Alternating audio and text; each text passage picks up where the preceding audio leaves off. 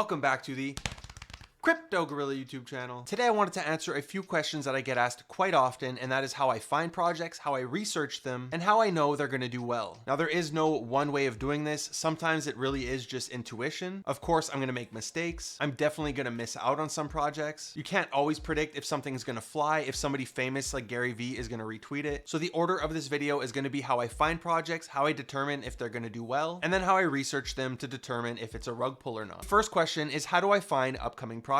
Now, obviously this is going to be different if you're just starting out for you than it is for me, because I've established systems that really help me out. Now, I haven't used something like Rarity Tools or an upcoming calendar in a very long time, although they were very helpful at first. What I pretty much use is Twitter. I literally just follow people in the space. I browse Twitter. That's exactly how I found Azuki really early. I saw their trailer. I liked it. That's also how I stumbled across the Hate Beast Genesis collection one day before the server opened. And I will walk you through my steps for that towards the end of the video, because that is definitely one of the most asked questions I get whenever I'm in a voice chat. I also think a good thing to do is follow artists outside of the NFT space. Maybe follow people who create content on ArtStation or Dribble or DeviantArt, just because when they finally join the NFT space, they're probably going to put some hints on their Twitter, they're going to put some hints on their Instagram, and you're going to know before everyone else that they're coming out with their own collection. The other way I find projects is through my network. I have surrounded myself with people who are obsessed with this space. So a lot of the times they just end up bringing stuff to me or to alpha groups that I'm a part of. Information is key in this game, and getting information quickly or before everyone else is even better. If you can get a good network of people, your odds of success are significantly increased. Now, a lot of these people I've met in different voice chats. I've met them in different alpha groups. I've also reached out to a ton of team members, a ton of moderators, and you'll notice that a lot of mods from one project end up working for 2, 3, 4 projects. And once I see that they're part of a team on a new project, it's a lot easier for me to reach out and talk to them, for me to get information, because we've already established that relationship. So the 3 major ways that I find new projects is through my Twitter, it's through my network, and it's through different alpha groups. So once I find a project, how do I determine if it's going to do well? There are 2 things that I look at. I look at the art and I look at hype. I don't look at the community. I don't look at the team. Although those things are very important during the research phase, it's all about the art and the hype, and I'm going to explain why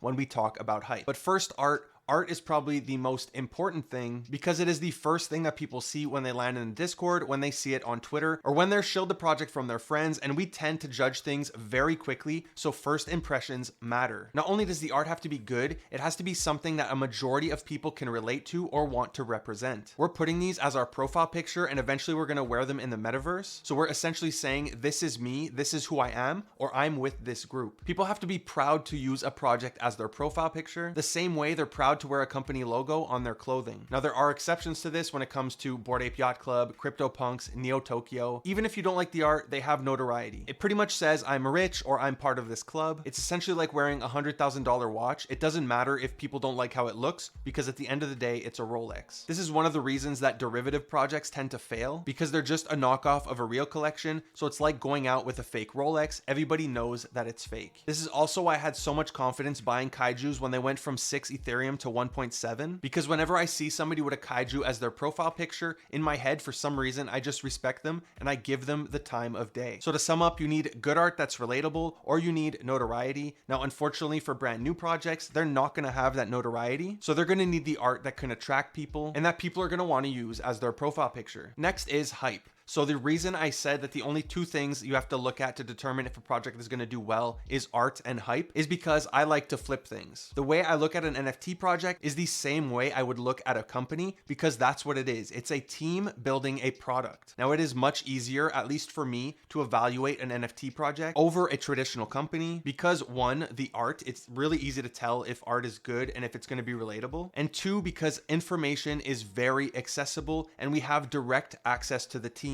So why do I put so much stress on hype over things like team and roadmap? Let me break it down like this. There's 2 possible things you can do when you buy a project. You can either hold it or you can flip it. If you're holding a project, you have to evaluate the team, their ability to deliver, their short-term and long-term vision, their product. So are people going to like it? Are they going to want to play it? Are they going to wear it? And finally, their ability to keep a community engaged over a long period of time. Now, that's a lot of things to judge, right? That was like 5 different things. When you flip, the only thing you need to judge judge is hype. That's it. Is there enough to get this project to 2x to 5x to 10x during the pre-reveal period? Now, I know a lot of people think they hate flippers. Flippers create volume. They get the project on Mobi, Icy Tools, Compass. They generate a ton of royalties for the team, and they want the price to go up so they can make more money. What people actually don't like are the paper hands who just drive the price into the floor until the project is dead. Those aren't flippers. And whose fault is that? That's the team's fault. 100% the team's fault. Because they weren't able to build a project that got enough people to buy it and say, I'm not selling below this price, or I'm not selling at all. What people need to realize is that most of these projects will fail long term. You know how they say 9 out of 10 new businesses fail? Well, I believe that 99 out of 100 new projects, since we're seeing so many launch every day, are going to fail. So now that I've ranted about hype, how do I gauge if a project has enough hype? Now, unless some major celebrity or influencer like Gary Vee is behind a project, or it's some big established company like Gucci getting into the game, because those ones are obviously going to pop off, there are different ways that I determine if something is going to do well. The first way is, of course, the art. When I first saw Hate Beast, right away I knew that that thing was going to do extremely well, purely based on the quality of art. It was very high quality, as well as the type of art. It was apes, which do very well in this space, and it was the whole Hype Beast culture. And to go beyond my own reactions, I like to share these things with other people, especially if I'm in a voice chat and I can gauge their live reaction. Another thing I look at is engagement. So for this, I like to use my own Twitter giveaways as a case study. My average giveaway for a hype project probably gets roughly around 4,000 retweets at my current level of subscribers. So I know when I share a giveaway and it only gets 1,000 retweets, that project is not as desired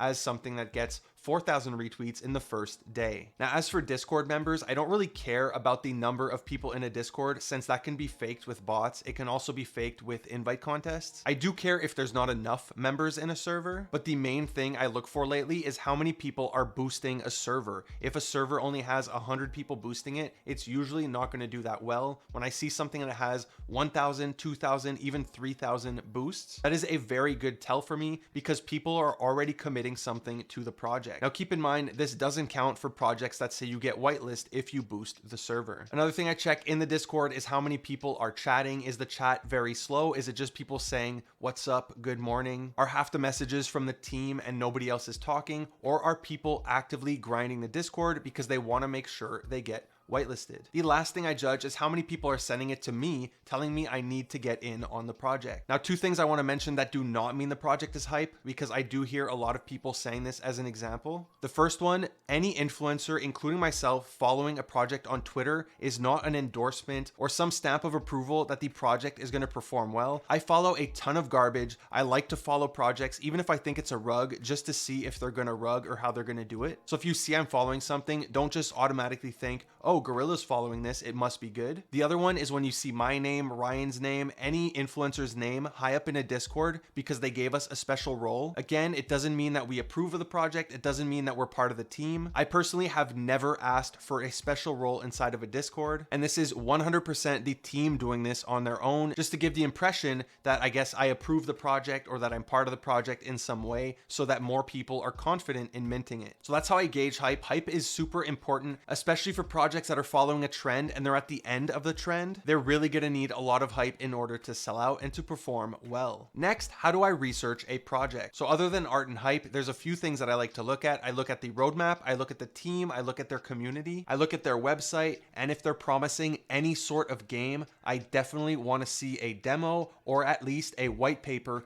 before launch. And these things are much more important when you're investing for the long term. The next thing I look at is a roadmap. Now, I get asked a lot by projects, what do you want to see in a roadmap? And the truth is, there is no magical thing that I want to see in a roadmap. There are things that I don't want to see in a roadmap, and obviously I want to see enough in a roadmap. I don't want an incomplete roadmap. A lot of projects tell me we don't want to reveal too much. We want to underpromise, overdeliver. That's nice and all, but tell me what this project is about. What's the future of the project, and why am I giving you $400 for a picture? So there actually is a template for a bad roadmap. A lot of projects tend to use it. It starts off with percentages rather than dates. They say 25% at 50%, 75, 100%. This is what we're going to do. It makes no sense. This is the old roadmaps when things would sell out very slowly, but now your goal should be to sell out in the first 5 seconds. So some things I really don't like seeing on a roadmap is when we hit 25%, we're going to do a giveaway. We're going to give away 3 Ethereum. To me, I just see that as you just made 30 ETH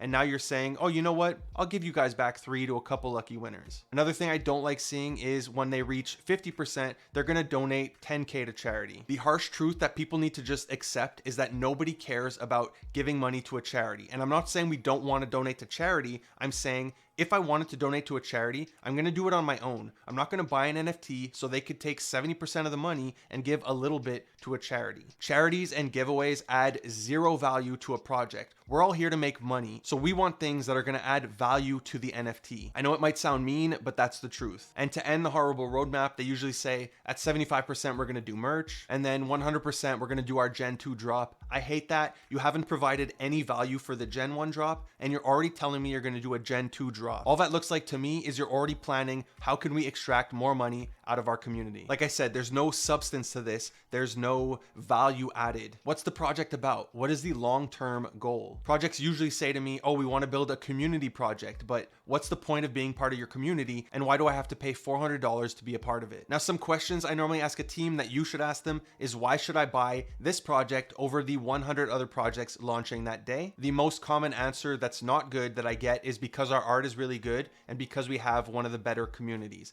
Every project thinks they have the best community. Every project says to me, we know you get this a lot, but we really do think we're the next blue chip. They're not, okay? They don't have the best community. They don't have the best art. They're not the next blue chip because they really don't know what their own project is about. The other question I like to ask projects is why in 1 year's time, somebody entering the NFT space for the first time, why would they choose your project over another? Now, most projects can answer this. I get it. It's a very tough question to answer, but it just shows me they don't know what their own project is about. They don't know what the future of their project is about. Other things I ask is what happens if you don't sell out? What things in your roadmap are you not going to be able to achieve? I also like to ask about price. Even if they tell me we haven't decided price, I say right now, today, you have to put a price on your NFT. What's it going to be? They often hit me with 0.07 and 0.1. And when I ask why, no project has any idea why. They all say because this project did that. So I can tell you that rather than come up with a real budget, most projects are pretty much just saying, if we charge 0.7 and we're doing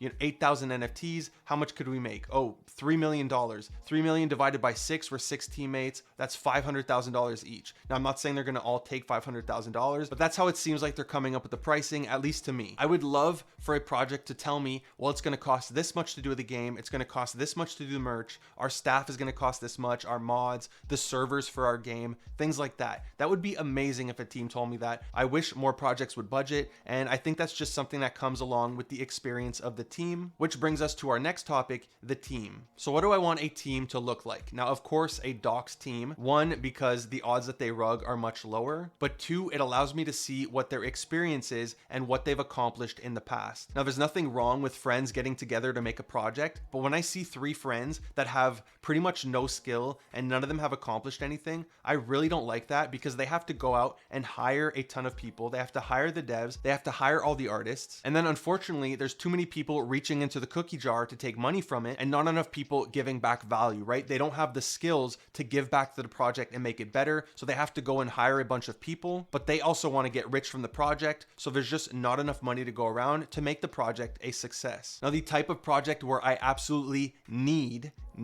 to know who the team is and what their experience is when somebody tells me they're building a game. A game is extremely difficult to build, and it's even harder to build a game that people want to play for the next 5 years. Most people don't understand how hard it is, and they think they're just going to go out, hire some studio to build a game for $100,000. It's going to happen in 6 months, and then that's it. They don't realize how difficult it is, how hard it is to hit deadlines, and that once the game is done, it's never done, right? You always need to make the game better. You're always going to have expenses to keep the game going. Now, a great example of a good team building a game is My Pet Hooligan. They are a professional studio. They can show you proof of what they've done, who they've worked with. They do a ton of AMAs. They do a ton of demos to show the progress of the game. And they both started development and showed you the game before they took your money. If you just go ahead and listen to one of their demos, you can see that this is a good team. They're a quality team. They're transparent. They're humble. And most of all, they want to build a good game. Now back to the hype thing, having a team like that really adds to the hype of the project because a lot of people have confidence investing into it. This is also one of the reasons that people had so much confidence in Kaiju Kings, because Dots was behind the project and a lot of people believe in Dots. Next is community. Now it's not always easy to judge a community, especially early on in a project's life. I think people want to be a part of a community as long as it's thriving, but the second it starts to fall off, they easily forget everything they said, everything they committed to it, and just move on to something else. So what I look for in the community is how many people are actively using it as their picture or talking about it publicly, how many people are bringing it up in voice chats outside of that server, how many people are spending time grinding it, as I mentioned, how many people are boosting the server, how many people are building actual friendships inside of the server, and how many reactions are they getting on announcements. Now the last thing I said I look at is a project's website. This is important to me because it shows me what the team is capable or not capable of building and how much attention they put in the little details. Now a lot of projects just use a template off of Wix or something, but if you look at a project like Azuki, they put a lot of time and attention into making their website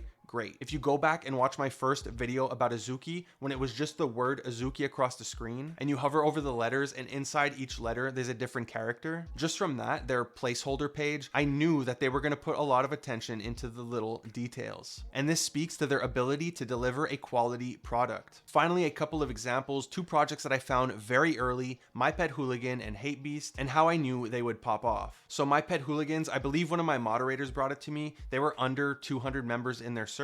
So again, my network, somebody's sharing information with me and asking my opinion on something. All I did was see the art. I saw it looked really good and it reminded me a lot of a game that I liked, Bad Fur Day. So already I was able to relate to the art. And then in the description, it said something like find carrots in the metaverse, play to earn. So I knew it was a game. They had a link to their website where they showed the team's studio and the work that they've done in the past. So I saw that they're professionals who are able to deliver. So right away, I messaged them. We hopped on a call. We had, I don't know, a 90-minute call with 3 of the team members. They had devs on there. They had the founder on there, people who are able to answer my questions. And it's through that conversation that I was able to determine, yes, this project is going to be a win. I tried to provide them as much value as I could. And of course, I made sure to lock down whitelist. Now, the other project is Hate Beast. So initially, I just got lucky with this one. I was browsing Twitter and I saw somebody retweeted Digimental's new profile picture, which was the Hate Prime in that white fur coat. Now, the art looked great. I just assumed it was a Bored Ape that he owns that he made into a 3D version. And then when I looked at the replies of the Twitter, somebody had asked, how do I get in the Discord? And he said, Discord drops tomorrow. So right away, I knew, okay, I have very little time to get into this project. So I reached out to Digi. We actually ended up speaking a little bit. He didn't know who I was or anything. His DMs were just open. So I tried to ask him questions. He really didn't want to answer any questions, but at least we established that connection. So I went through his profile. He had a link tree that had all of his previous work, including different NFTs. And then I realized I had seen it before in an interview that I watched a couple weeks back. Now at the time, the interview had something like 40 views. So I felt as though God or the universe was trying to speak to me. I connected the dots. I realized I had a Genesis collection, which at the time was a lot of my liquidity, but I took the risk and it ended up paying off. Now, how many people who saw